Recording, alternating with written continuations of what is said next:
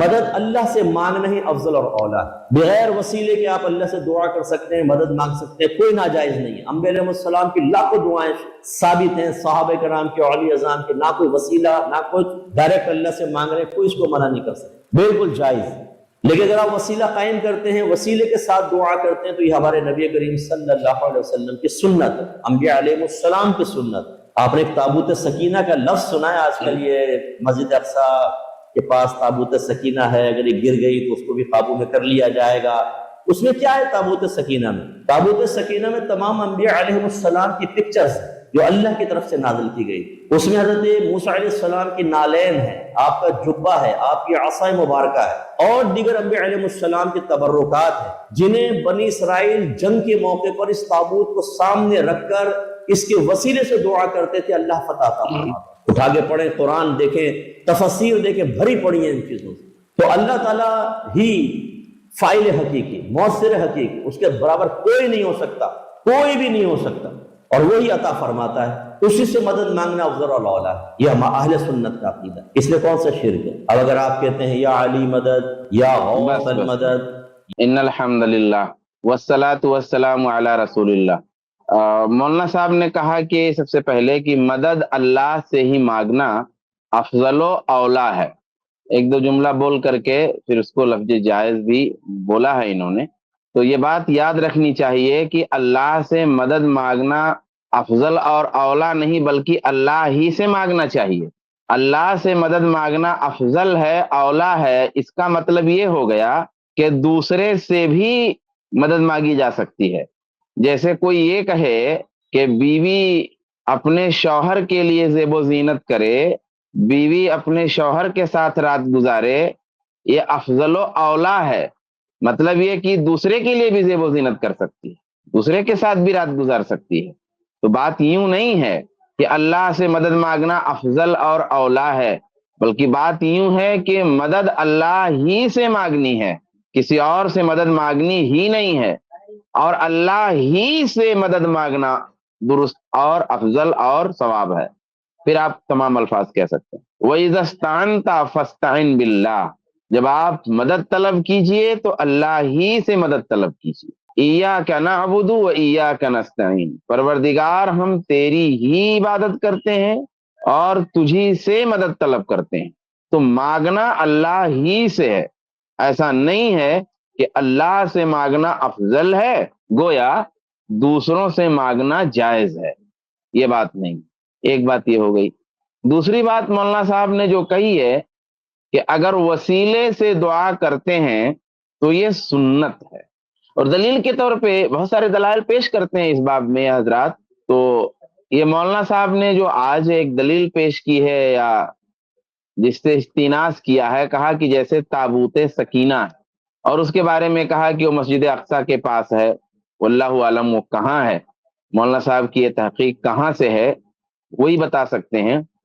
ہماری تحقیق اس پہ نہیں ہے کہ وہ کہاں ہے، اس کے بارے میں قرآن و سنت میں کوئی اطلاع نہیں ہے کہ وہ اس وقت کہاں ہے، کوئی اطلاع نہیں، کوئی محقق اور تحقیق شدہ بات اس بارے میں ہمارے پاس موجود ہی نہیں ہے۔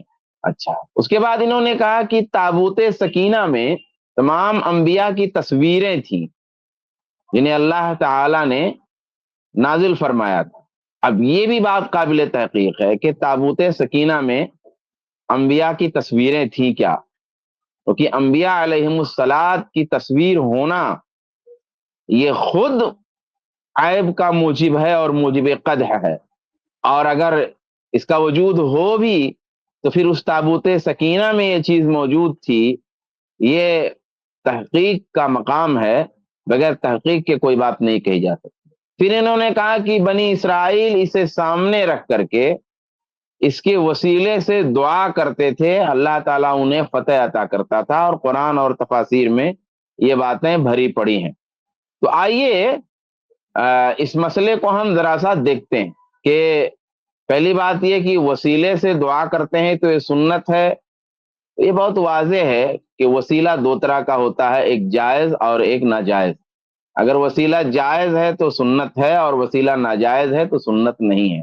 وسیلہ جائز ہے تو جائز ہے، اور وسیلہ جائز نہیں ہے تو ناجائز ہے، مگر اس جانب میں نہیں جانا چاہتا۔ آئیے اب انہوں نے جو تابوت سکینہ کی بات کہی ہے، اچھا زید بھائی آیت نمبر 247 سورہ بقرہ کی اور آیت نمبر 248، یہ دونوں آیتیں اگر لگا دیں گے تو لوگوں کو بتانے میں تھوڑی سی نہیں ہوگی. تو آپ 200 آیت سورہ بقرہ کی آیت نمبر 247 اور سورہ بقرہ کی آیت نمبر 248 اسے اسکرین پہ لگا دیجئے، پہلے ایک پھر ایک، یا دونوں ساتھ ہو جائے تو کوئی مسئلہ نہیں ہے، اتنا رہے کہ میں یہاں سے دیکھ کر کے پڑھ سکوں. تو اب انہوں نے تابوت سکینہ کو جو بطور مثال پیش کیا ہے، تو آئیے ہم دیکھتے ہیں کہ قرآن پاک میں کیا چیز ہے. تابوت سکینہ سے متعلق جو قطعی بیان ہے، جو پختہ بیان ہے، وہ قرآن میں موجود ہے، اور قرآن پاک میں کیا ہے وہ دیکھنے کی چیز.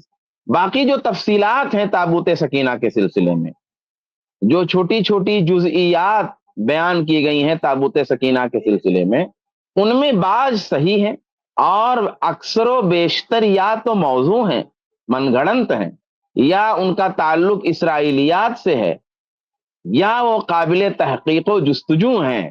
دیکھیے اچھا زید بھائی وہ آیت ابھی بہت چھوٹی ہے، ٹھیک ہے میں نے کسی طرح کچھ کیا ہے بڑا، دیکھتے ہیں. ہاں ابھی ٹھیک ہے، ابھی آیت آئے گی تو ہاں ایسا رہے گا تو اچھا رہے گا. اب یہ بات انہوں نے جو کہی نا کہ تفسیروں میں بھری پڑی ہیں چیزیں، دیکھیے میں ایک اصولی بات یہاں ذکر کر دوں کہ کسی بات کا کسی تفسیر کی کتاب میں ذکر ہونا، اس میں کوئی تقدیس نہیں ہے.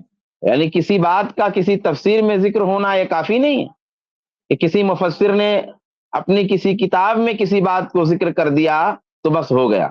نہیں، کوئی روایت ہے، کوئی قول ہے، کوئی بات ہے کسی تفسیر کی کتاب میں موجود ہے تو اس کی تحقیق کی جائے گی. تفسیر کی کتاب میں کسی بات کے موجود ہونے سے وہ دلیل کے لیے کافی نہیں.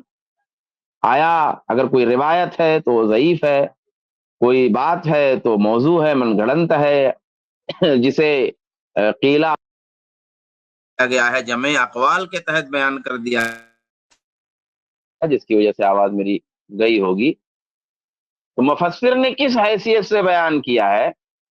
آیا جمع اقوال کے تحت بیان کیا ہے، یا یوں ہی ذکر کر دیا ہے، یا اس کی رائے ہے تو وہ کتنی مضبوط ہے کتنی مضبوط نہیں ہے، ساری چیزیں دیکھنے سے تعلق رکھتی ہیں. تفسیروں میں کسی بات کے ذکر ہو جانے سے وہ چیز دلیل نہیں بن جاتی. آئیے اب دیکھتے ہیں کہ تابوت سکینہ کے بارے میں قرآن پاک میں کیا بیان ہے. اب زید بھائی تھوڑا سا جیسے وہ آیت دکھا رہے تھے، آپ اگر ویسا دکھائیں گے تو مجھ کو پڑھ کے بتانے میں تھوڑی سی سہولت ہوگی. فرمایا وقال لهم نبیہم ان اللہ قد بعث طالوت ملکا، اور کہا ان سے ان کے نبی نے کہ یقیناً اللہ تعالی نے تمہارے لیے طالوت کو بادشاہ بنا کر کے بھیجا. قالو انا، ان لوگوں نے کہا کہ قالو انا یکون لہ الملک، لوگوں نے کہا کہ کہاں اس کے لیے علینا ہم پر حکمرانی اور بادشاہت ہو سکتی ہے. وَنَحْنُ أَحَقُّ بِالْمُلْكِ، اور ہم لوگ منہ بادشاہت کے ان سے زیادہ حقدار ہیں. وَلَمْ يُؤْتَ سَعْةً مِّنَ الْمَالِ، اور انہیں مال کی فراوانی نہیں عطا ہوئی ہے. قَالَ إِنَّ اللَّهَ اصْطَفَاهُ عَلَيْكُمْ، نبی نے فرمایا کہ یقیناً اللہ نے انہیں چنا ہے تمہارے اوپر. وَزَادَهُ بَسْطَةً فِي الْعِلْمِ وَالْجِسْمِ، اور علم اور جسم میں انہیں کشادگی اور بڑھوتری اللہ تبارک و تعالیٰ نے عطا فرمائی ہے. واللہ یؤتی ملکہ من یشاء، اور پھر اللہ جسے چاہتا ہے اپنی بادشاہت اپنا ملک عطا کرتا ہے. واللہ واسع علیم، اور اللہ کشادگی والا جاننے والا ہے. آگے دیکھیے آیت، فقال لهم نبیہم، تو ان سے ان کے نبی نے کہا، جب انہوں نے یہ بات کہی تو ان سے ان کے نبی نے کہا ان آیت ملکی ہی، یہ آیت نمبر 248 ہے زید بھائی، یہ آیت ہو گئی جو آپ دکھا رہے ہیں، یہ آیت مکمل ہو گئی. فرمایا ان آیت ملکی ہی، ہاں ان آیت ملکی ہی، یقیناً اس کے حکومت کی نشانی یہ ہے ان یاتیکم التابوت، کہ تابوت تمہارے پاس آ جائے. فیہ سکینۃ من ربکم، اس تابوت میں تمہارے رب کی جانب سے سکینہ ہے. وَبَقِيَّةٌ مِّمَّا تَرَكَ آلُ مُوسَىٰ وَآلُ هَارُونَ، اور موسیٰ کے آل اور ہارون کے آل نے جو چھوڑا اس کا بقیہ، تحملہ الملائکہ، اس تابوت کو فرشتے اٹھائے ہوئے ہوں گے، ان فی ذالک لآیہ، یقیناً اس تابوت میں نشانی ہے، لکم تمہارے لیے، ان کنتم مومنین، اگر تم ایمان رکھنے والے ہو۔ دیکھیے یہ میں نے جو ہے آیت کا ترجمہ آپ کے سامنے کر دیا ہے زید بھائی، اب جو ہے آیت کا کام جو ہے ہو گیا، آیت آپ نے دیکھ لی ہے، ایک نظر جو ہے آیت آپ کے سامنے آ گئی۔ اب یہاں پہ سمجھنے کی چیز کیا ہے کہ یہ تابوت گویا موجود نہیں تھا، غائب تھا، اور تابوت کی بڑی کیا نام سے اہمیت تھی ان کے یہاں۔ یہ تابوت گویا موجود نہیں تھا، میں کہہ رہا تھا یہ گویا وہ غائب تھا تابوت، اور اسے حاضر کرنا تھا۔ اب اس بات کی بڑی علامت تھی کہ طالوت من جانب اللہ اس قوم کے حکمران مقرر کیے گئے، یعنی بنی اسرائیل کا تذکرہ ہو رہا ہے۔ بنی اسرائیل کے ایک نبی ہیں، وہ نبی اللہ کی وحی کی روشنی میں طالوت کی حکمرانی کی بات کر رہے ہیں، تو اس کے لیے قوم کے سامنے جو بات پیش کر رہے ہیں وہ یہ کہ بھائی وہ اللہ کی جانب سے حکمران ہیں، ایک تو نبی بتا رہے ہیں، دوسرے اس کی ایک نشانی ہے۔ نشانی یہ ہے کہ تابوت آ جائے گا ان کے ذریعہ، اور اس تابوت میں کیا ہوگا؟ سکینت۔ تو تابوت میں کیا چیزیں ہوں گی؟ قرآن نے کیا بتایا؟ فیہ سکینت من ربکم، نمبر 1 سکینت، کہ اس تابوت میں اللہ کی جانب سے سکینت ہے۔ گویا اس تابوت کے وجود سے قوم کو شرح صدر مل جانا تھا، ان کے دلوں کو اطمینان ملنا تھا، یہ قرآن بتا رہا ہے۔ جو قرآن کا بیان قطعی ہے، فیہ سکینت من ربکم، تمہارے رب کی جانب سے اس میں سکینت ہے۔ تو سکینت کا کیا مطلب؟ سکینت مطلب اطمینان، سکینہ مطلب وقار، سکینہ مطلب شرح صدر۔ گویا وہ تابوت کی وجہ سے قوم کو شرح صدر، اطمینان اور سکون ملنا تھا، مختلف مواقع پر اور مختلف محاذوں پر۔ ایک چیز یہ ہے۔ دوسری چیز قرآن نے کیا بتائی کہ آل موسیٰ اور آل ہارون نے جو چھوڑا اس کا بقیہ، یہ بھی آیت میں موجود، آیت نمبر 248 میں۔ اب سوال یہ ہے کہ موسیٰ اور ہارون علیہ السلام نے کیا چھوڑا ہوگا؟ حدیثیں بتاتی ہیں، مثال کے طور پہ ایک حدیث ہے، الانبیاء لم یورثوا درہم ولا دینارا، کہ انبیاء درہم و دینار وراثت میں نہیں چھوڑتے، وانما ورثوا العلم، لیکن انبیاء نے وراثت میں علم چھوڑتے ہیں، حکمت چھوڑتے ہیں۔ تو ایک چیز تو یہ کہ اس میں علم و حکمت اور دانائی کی کچھ چیزیں رہی ہوں۔ اسی طریقے سے کپڑے ہو گئے، لباس ہو گئے، عصا ہو گئے، جوتے وغیرہ جو انسان چھوڑ کر کے جاتا ہے بطور وراثت تو وہ چیز نہیں ہوتی، لیکن بقایا اور چھوڑے جانے کے عموم میں آپ انہیں بھی شامل کر سکتے ہیں۔ لیکن یہ تصویریں، یہ تحقیق کا موضوع، ان کے لیے دلیل چاہیے۔ تو یہ قرآن کا بیان ہے جو قطعی بیان ہے۔ اب تیسرا مسئلہ کہ تابوت سکینہ کے وسیلے سے دعا کرتے تھے، یہ جو بیت القصید ہے کہ تابوت سکینہ کے وسیلے سے دعا کرتے تھے، قرآن میں یہ بات بھی موجود نہیں ہے۔ قرآن میں یہ بات موجود ہے، فیہ سکینۃ من ربکم، اس میں تمہارے رب کی جانب سے سکینہ ہے، لیکن اس میں وسیلہ ہے، یہ بات قرآن پاک نے بیان نہیں فرمائی۔ اسے ثابت کرنا پڑے گا مولانا صاحب کو کسی حدیث کی روشنی میں، کسی آیت کی روشنی میں، صحابہ کرام میں سے کسی صحابی کے صریح اور صحیح قول کی روشنی میں، کہ اس سے دعا کرتے، اس کے وسیلے سے دعا کرتے تھے، یہ بات محتاج ثبوت ہے۔ ہاں، اس سے برکت لینا اگر آپ کہتے ہیں تو یہ درست ہے، وہی سکینہ، وہ برکت لینا ہوا۔ برکت لینے میں وجہ ایک تو اللہ کی نشانی ہے، اس معنی میں اللہ کی نشانی ہے کہ وہ تابوت جو ہے معجزانہ طور پہ قوم کو ملا ہے، دوسرے یہ کہ اس میں موسیٰ اور ہارون علیہ السلام کے تبرکات ہیں۔ تو برکت والی بات تو ٹھیک ہے، برکت والی بات آپ کہیں تو ٹھیک ہے، لیکن اگر آپ یہ کہتے ہیں کہ صاحب اس کے وسیلے سے دعا کرتے تھے تو یہ بات درست نہیں ہے، یہ بات محتاج ثبوت ہے۔ مثال کے طور پہ شیخ صالح بن عثیمین رحمۃ اللہ علیہ فرماتے ہیں وَسَارَ مَعَهُمْ يَسْتَحِبُونَهُ فِي غَزْوَاتِهِمْ، کہ وہ تابوت جو ہے ان کے ساتھ ہوا کرتا تھا، اپنے غزوات میں وہ لوگ اسے ساتھ رکھتے تھے، فِيهِ سَكِينَةٌ مِّنَ اللَّهِ سُبْحَانَهُ، کیونکہ اس میں اللہ سبحانہ تعالیٰ کی جانب سے سکون ہوتا تھا۔ तो ताबूत के वजूद की वजह से उनके दिलों को सुकून और उनके सीनों को शरह और इत्मीनान हासिल होता था, इसलिए वो लोग साथ रखते थे।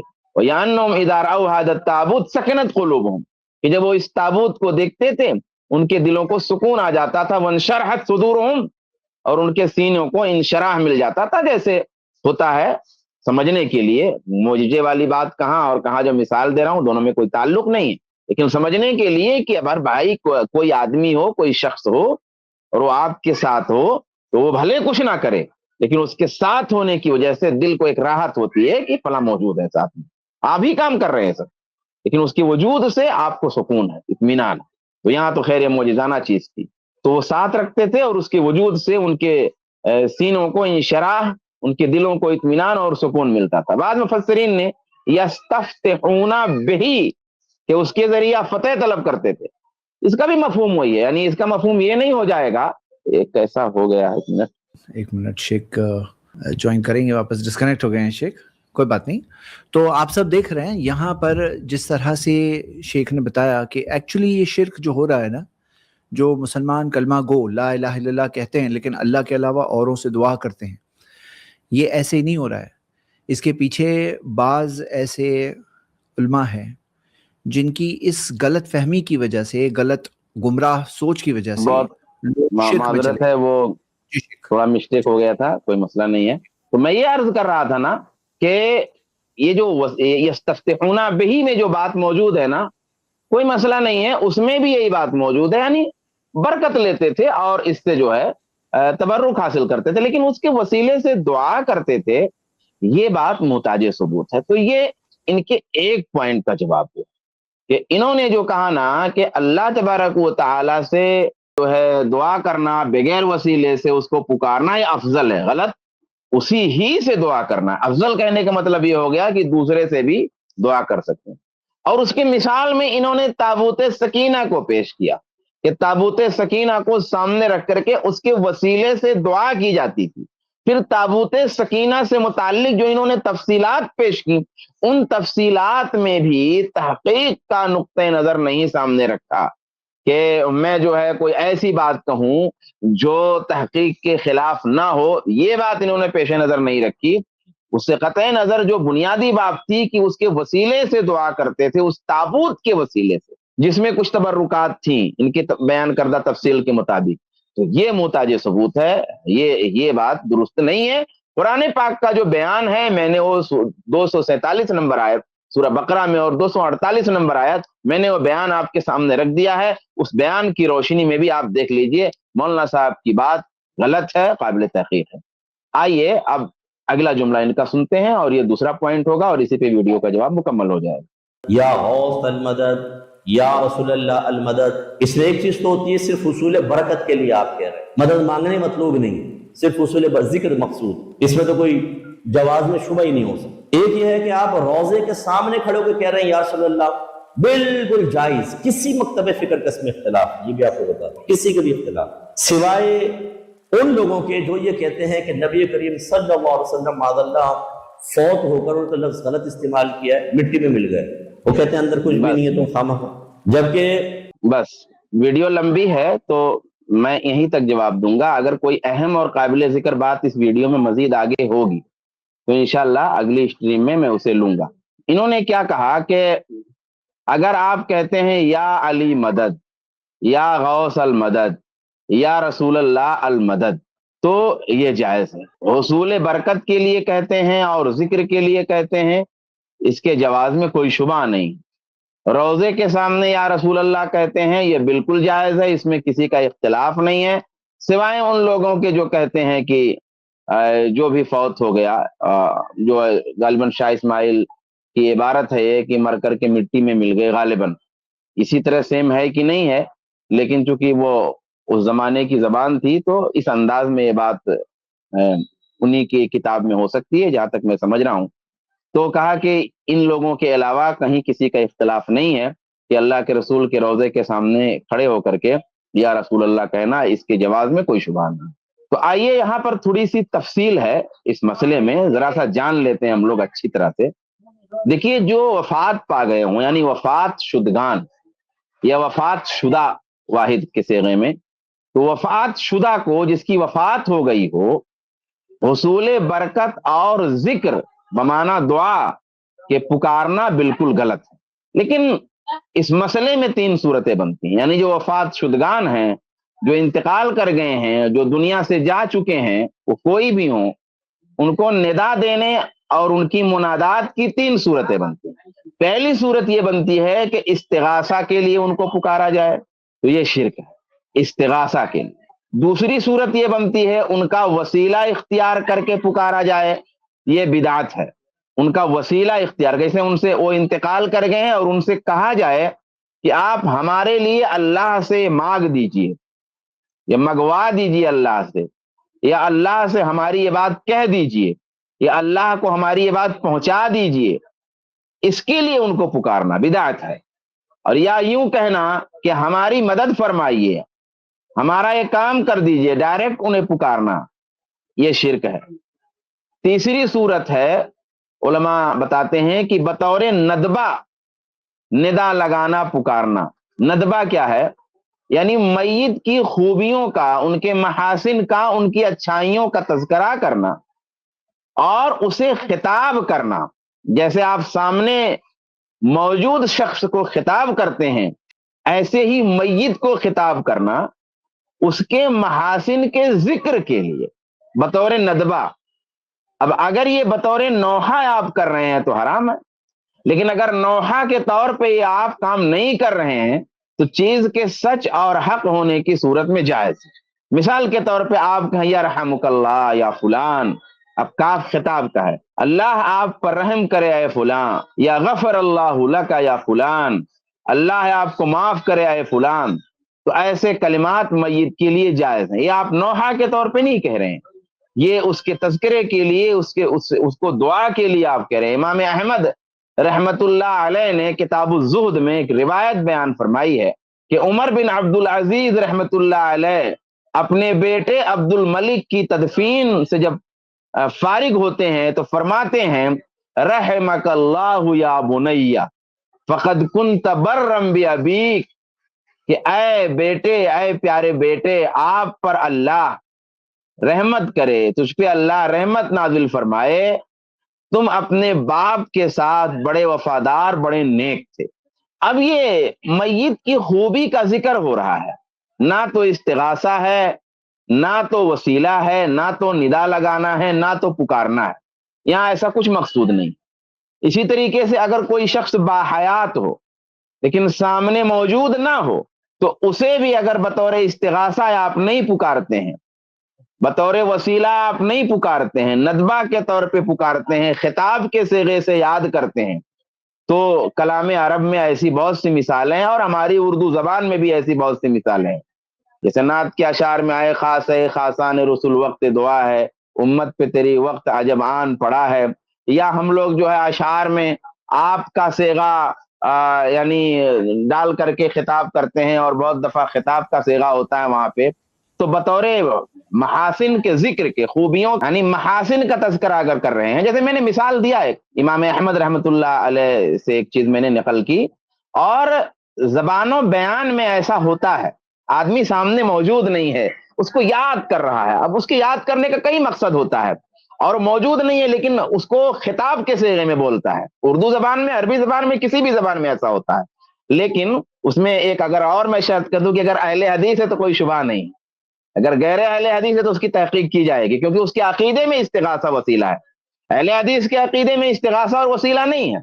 इसीलिए अगर वो जो है किसी मतलब आदमी हाजिर नहीं है, गायब है, जिंदा है, और उसको खिताब के सेगे से याद करता है तो ये समझा जाएगा कि ये शिरक नहीं कर रहा है। या मय्यत है और उसको खिताब के सेगे से याद कर रहा है, उसके महासिन का तज़किरा कर रहा है, तो समझा जाएगा इस्तिगासा नहीं कर रहा है या तवस्सुल नहीं कर रहा है। तो ये सूरतें थी। कोई वफात पा गया हो उसको या के जरिया पुकारने की। अब स्पेशल जो या रसूल अल्लाह की बात, या रसूल अल्लाह, कि अल्लाह के रसूल सल्लल्लाहु अलैहि वसल्लम का मामला चूंकि थोड़ा सा मुख्तलिफ है, तो उसके लिए मैं चाहता हूं कि इस या रसूल अल्लाह वाले मसले को अलग से बयान करके बात खत्म करूं। तो या रसूल अल्लाह अगर कोई कहता है, मौलाना साहब ने कहा कि इसमें कोई शुबा नहीं है, किसी का इख्तिलाफ नहीं है, सिवाय शाह इस्माइल और उनके मुआफिकीन या علامہ محمد بن عبد الوہاب اور ان کے موافقین کے، اس میں کسی کا اختلاف نہیں ہے، فرما رہے ہیں۔ تو دیکھیے اصل میں یا رسول اللہ کہنے کی 4 صورتیں بنتی ہیں۔ میں نے ابھی جو بیان کیا اس کو جو حضرات سنے ہوئے ہیں اس کو سمجھنے میں آسانی مزید ہو جائے گی۔ بھئی ایک صورت وہی استغاثہ ہے، جیسے آپ کہیں یا رسول اللہ آتنی العافیہ آتنی الصحۃ، کہ اے اللہ کے رسول مجھے تندرستی عطا فرما دیجئے، اے اللہ کے رسول مجھے بیٹا عطا فرما دیجئے، اے اللہ کے رسول میری بلا دور فرما دیجئے، اے اللہ کے رسول میری شادی کرا دیجئے، وغیرہ وغیرہ۔ اگر آپ ایسا کہتے ہیں، استغاثہ کرتے ہیں، یہ شرک ہے۔ دوسرا توسل ہے، وسیلہ طلب کریں۔ وسیلہ طلب کرنے میں کیا ہے؟ جیسے آپ کہیں یا رسول اللہ اشفع لی الی ربک، اے اللہ کے رسول میرے لیے پروردگار سے، اپنے رب سے سفارش کر دیجئے کہ مجھے بیٹا دے دے، میری مصیبت دور کر دے، مجھے فلاں خوشی عطا فرما دے۔ تو یہ اس طریقے سے اگر آپ توسل کرتے ہیں تو یہ بھی حرام ہے۔ البتہ اگر آپ پر ایمان اور آپ کی اتباع کا وسیلہ آپ طلب کرتے ہیں تو یہ باہر صورت جائز ہے۔ ایسے ہی آپ کی دعا کا وسیلہ آپ کی زندگی میں جائز تھا، البتہ آپ کے مقام و مرتبہ کا وسیلہ جائز نہ ہوگا۔ یہ برسبیل یہ جملے مترجہ کے طور میں نے یہاں ذکر کر دیا تاکہ کوئی غلط مفہوم نہ لے لے۔ تو یہ 2 صورتیں میں نے بیان کی، ایک استغاثہ کی اور ایک توسل کی یا رسول اللہ میں۔ تیسری صورت یا رسول اللہ کہنے میں ہے کہ مقصد آپ پر درود و سلام بھیجنا ہو، جیسے الصلاۃ والسلام علیک یا رسول اللہ۔ اب یہاں استغاثہ مقصد نہیں ہے، یہاں توسل مقصود نہیں ہے، مقصود ہے اسی مسنون صیغے میں خطاب کر کے رسول اللہ کو درود و سلام بھیجنا، جو صیغہ قرآن و سنت میں مذکور ہے اور جس صیغے میں صحابہ کرام بھی اللہ کے رسول پر درود و سلام پڑھا کرتے تھے، اس کی مسنونیت کے پیش نظر، اس کے استحباب کے پیش نظر، اس کے جواز کے پیش نظر الصلاۃ والسلام علیک یا رسول اللہ اگر کوئی کہتا ہے، درود و سلام آپ پر بیچتا ہے آپ کی قبر کے پاس، تو یہ مستحب ہے، یہ مستحب ہے۔ اسی طریقے سے چوتھی صورت ندبہ کی ہے۔ ندبہ جیسا کہ میں اس سے پہلے ذکر کر چکا ہوں کہ اور یا رسول اللہ کہے، جیسے محاسن کا ذکر کرنے کے لیے یا رسول اللہ کہنا، جیسے کہنا کہ یا رسول اللہ آپ نے انسانیت کی ہدایت و رہنمائی کا اللہ کے حکم سے سامان فرمایا، کاش آج آپ باحیات ہوتے اور دیکھتے کہ امت کس حال میں ہے۔ تو ایسا کہنا یقیناً درست ہے اگر استغاثہ مقصود نہیں ہے۔ اسی طرح رونے کی آواز نہ ہو، جیب و دامن پھاڑنے وغیرہ کا معاملہ نہ ہو، تو یہ ندبہ کے طور پہ درست ہے، کیونکہ ندا کا جو مقصود ہوتا ہے، اس طرح کے ندا کا جو مقصد ہے وہ کبھی حسرت ہے، کبھی تمنا ہے، کبھی ذکر ہے، کبھی اپنے اوپر ملامت ہے۔ قرائن سے مفاہیم طے ہوں گے کہ اس طرح کے ندا کا کیا مقصود ہے۔ لیکن قبر کے پاس اگر آج کوئی ایسا کہتا ہے جا کر کے تو یہ ندبہ نہیں ہوگا، عموماً یہ استغاثہ ہوتا ہے، لہٰذا قبر کے پاس آدمی ایسا نہ کرے۔ ہاں اگر صحیح العقیدہ ہے کوئی مسئلہ نہیں ہے، لیکن صحیح العقیدہ نہیں ہے تو وہ ان چیزوں سے اعتراض کرے، کمزور عقیدے کا ہے تو اس صیغے سے بھی اعتراض کرے وہ۔ تو یہ 4 صورتیں میں نے یا رسول اللہ کہنے کی بتائی ہیں، تو ایسا نہیں ہے کہ اس میں کوئی اختلاف ہی نہیں ہے، آپ دیکھیں گے تو یہ 4 صورتیں پائیں گے۔ تو 2 باتیں آج بیان ہوئی ہیں۔ پہلی بات جو انہوں نے کہی کہ اللہ تبارک و تعالیٰ کو پکارنا یہ افضل ہے، میں نے کہا افضل نہیں، اللہ ہی کو پکارنا ہے۔ دوسرے انہوں نے اس کی دلیل کے طور پہ یا مثال کے طور پہ تابوت سکینہ پیش کیا، تو میں نے بتایا کہ تابوت سکینہ کا اصل مسئلہ کیا ہے، قرآن پاک کا اس کے بارے میں قطعی بیان کیا ہے، اور اس کی تفصیلات جو ہیں وہ تفصیلات جو ہے جس طرح بیان فرما رہے مولانا صاحب اس طرح صحیح ذرائع سے ثابت نہیں ہے، اور یہ بات کہ اس تابوت کی وسیلے سے دعا کرتے تھے یہ بات محتاج ثبوت ہے۔ ہاں اس میں چیز کیا تھی اور کیوں جنگوں میں وہ لوگ رکھتے تھے میں نے اس کی وجہ بتائی، اور اس کی وجہ خود قرآن پاک میں موجود ہے۔ اس کے بعد مولانا صاحب نے کہا کہ بھائی یا غوث المدد کہنا، یا علی المدد کہنا، اور یا رسول اللہ کہنا، اور خاص طور پہ اللہ کے رسول کی قبر کے پاس کہنا، اس میں کوئی شبہ نہیں ہے، کوئی اس میں غلط نہیں ہے، اس کے جائز ہونے میں کوئی اختلاف نہیں ہے۔ تو میں نے بتایا کہ جو بھی وفات پا چکے ہوں ان کو پکارنے کی 3 صورتیں بنتی ہیں، اور اللہ کے رسول صلی اللہ علیہ وسلم کو یا کے صیغہ کے ساتھ یا رسول اللہ کہہ کر پکارنے کی 4 صورتیں بنتی ہیں۔ ان صورتوں کو پیش نظر رکھنا بے حد ضروری ہے، ورنہ انسان شرک، بدعت، کفر اور حرام میں واقع ہو جائے گا۔ اگر آگے کی ویڈیو میں کچھ اہم باتیں ہوں گی جنہیں بیان کرنا چاہیے جن کی تفصیل کی ضرورت ہے، تو انشاءاللہ تعالی ہم وہ باتیں بھی ضرور پیش کریں گے۔ اللہ تبارک و تعالیٰ سے دعا ہے اللہ تبارک و تعالیٰ مجھ کو، آپ کو، سب کو صحیح سمجھنے کی اور صحیح پر عمل کرنے کی توفیق عطا فرمائے، آمین۔ والسلام علیکم ورحمۃ اللہ وبرکاتہ۔ تو جزاک اللہ خیرہ شیخ، بارک اللہ فی۔ بہت اہم موضوع کو آپ نے ڈائریکٹلی کور کیا، اور جیسے کہ ہم جانتے ہیں کہ کچھ چیزیں عربی زبان کے اعتبار سے ہیں، جیسے ہم چاند کو کہتے ہیں ربی و ربک اللہ، میرا اور تمہارا رب اللہ ہے۔ چاند کو کب کہتے ہیں؟ جو دعا میں، کون سی دعا میں؟ جو چاند دیکھنے کی دعا ہے۔ لیکن کیا اس میں یہ عقیدہ لازم آتا ہے کہ چاند سب جگہ سن رہا ہے، چاند سب جگہ سن رہا ہے، سب کی پکاریں سن رہا ہے، سب کی پکاروں کو سن کر کے اللہ تک پہنچاتا ہے وغیرہ؟ تو ویسا عقیدہ نہیں ہے۔ جیسے عمر رضی اللہ عنہ نے حجر اسود سے خطاب کرتے ہوئے کہا کہ اے حجر، مجھے پتا ہے تو نہ مجھے نقصان پہنچا سکتا ہے نہ فائدہ پہنچا سکتا ہے۔ اب یہاں پر بعض لوگ یعنی الفاظ کو پکڑ کر کے یہ بات سے ایک عقیدہ جوڑ دیے انہوں نے، جیسے شیخ نے جو ایک جائز شکل بتائی کہ ایک بات کرنے کے اسلوب کے طور پر ہے، بولنے کے طریقے کے طور پر ہے، کہ جس میں ندبہ کے طور پر جب کہا جائے تو شیخ نے اس پارٹ کو کور کیا کہ وہ چیز شرعاً اگر دیکھوں گے تو وہ ناجائز نہیں ہے جب تک آدمی کی نیت یہ نہیں ہے کہ وہ استغاثہ کر رہا ہے، اس کی نیت استغاثے کی نہیں ہے، مدد مانگنے کی نہیں ہے۔ لیکن کس کے لیے؟ جو صحیح عقیدے والے لوگ ہیں، جن کے عقیدے ہے ہی بگڑے ہوئے، جو دن رات اللہ کے رسول صلی اللہ علیہ وسلم کو پکارتے ہیں، جبکہ پکارنا چاہیے صرف اللہ سے۔ نماز میں ہر رکعت میں کہتے ہیں ایاک نعبد و ایاک نستعین، اور دعا اور مدد اللہ کے علاوہ اوروں سے مدد مانگتے ہیں، جو واضح طور پر شرک ہے۔ تو ایسے عقیدے والے لوگوں کے لیے کوئی چھپنے کا کوئی وہ نہیں ہے کہ وہ بولے کہ بھائی ہم تو کوئی چیز کے پیچھے چھپ رہے ہیں۔ وہ کس کو دھوکہ دے رہے ہیں؟ کس کو دھوکہ دے رہے ہیں؟ اپنے آپ کو ہی دھوکہ دے رہے ہیں۔ اب میں چاہ رہا ہوں کہ یہ ایک بہت ہی اہم موضوع ہے، یہ توحید سے ریلیٹڈ بات ہے۔